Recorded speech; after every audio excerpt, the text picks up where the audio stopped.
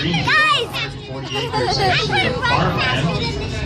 And 2 years later, We're on a train! Henry Ford was born there in 1860. Oh, hi! He was the first of 5 children, and as the Ford family expanded, so did the building. They kept building it. We're on a train! Original entrance. And there's a If you look farm through the over yard there. past the Stover wind vane on the right-hand There's a lot of side. people. I think that's a schoolhouse over there, that brown spot. Oh, look at that really small building. Oh, yeah. Tiny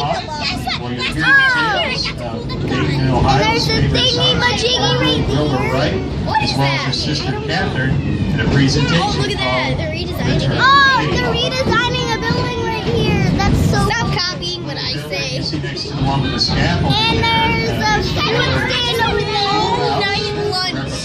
Where This Henry is a Ford went to house. school.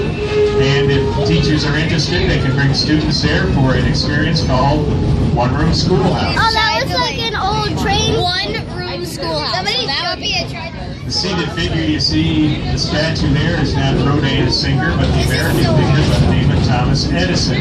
Henry Ford considered Edison to be his mentor for when things weren't going so well with his automobile. It was Edison that encouraged Ford to continue pursuing his There's a dream. statue Out of there, respect for his Thomas mentor, Edison. he brought Edison's Menlo Park, New Jersey laboratories here. And these walls Those are lilacs.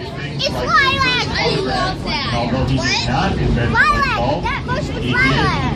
I created said a lilac working pink. filament That's a that allowed YouTuber light that bulbs to be built used every day. Across the street, standing like it did I can't be in New Jersey, is the Sarah Jordan boarding house. Keep your hands inside the car, please. Okay, guys, I'm gonna stop it now so I don't waste battery. Say bye! As a result, it was one of the Bailey, first say